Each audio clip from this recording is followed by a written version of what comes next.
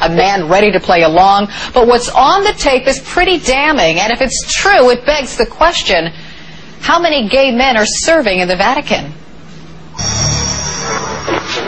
These images were captured by a hidden camera, and if they depict what one man alleges, it would mean major embarrassment for the Vatican. The tape was shot secretly by a young man who alleges Monsignor Tommaso Stanico, a high-ranking Vatican official, propositioned him at this meeting after they communicated in a gay internet chat room. It was shown on an Italian TV station. And the meeting took place right under the Pope's nose. They arranged to meet in St. Peter's Square in the very shadow of the Pope's apartment, went up to the Monsignor's office, in where he apparently believed that there would be a sexual encounter. And there is talk of sex on the tape. Stanico can be heard telling the young man he doesn't believe homosexuality is a sin, and that he knows many gay priests, some in the Vatican. That despite the fact, just 2 years ago, the Vatican issued strict guidelines saying no man can be admitted to the church if he practices homosexuality or even just supports the gay culture. I think the concern at the Vatican now is not just about what happened in this particular case, but what else is there that they don't know about?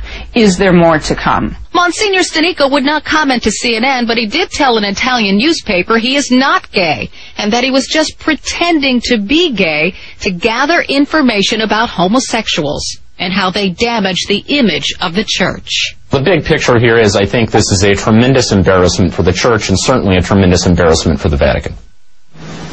Now, it remains to be seen whether the Vatican will investigate others in its ranks or if this Monsignor is truly guilty. Sex scandals in the Catholic Church are not new, but never has one emerged so close to the Pope himself.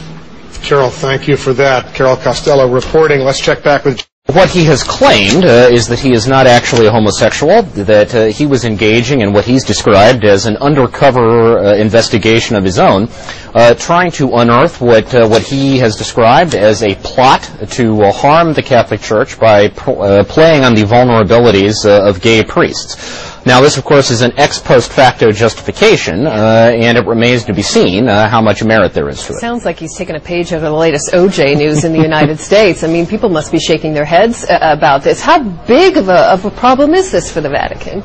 Well, I think it's a major embarrassment. I mean, you know, obviously it's not news that there are homosexuals in the priesthood. 2 years ago, the Vatican put out a document saying that homosexuals should not be ordained, which was a response to a perception in many quarters that there is actually a disproportionate number of homosexuals in the priesthood. But I think what is remarkable about this story, Colleen, is that this took place inside this Monsignor's office, inside the walls of the Vatican itself. And I think that is a new level of brazenness that cannot help but be a major black eye for the Vatican in the court of public opinion. It is so brazen. How did it all come to light? I mean, how did they track this down?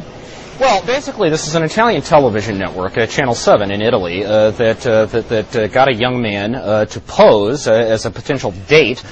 He went online in gay-oriented chat rooms and websites, and believe it or not, what he did is he looked for usernames that had the word priest in them, and then he would contact these guys to sort of play out the string and find out if they were, in fact, really priests.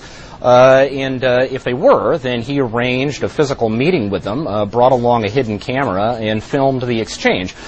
In the case of Monsignor Stanico, their names were not given, obviously. Their faces were disguised. Their voices were disguised. But in the case of Monsignor Stanico, the camera actually showed him getting into the elevator of the Vatican, and they showed the exterior of the door to his office.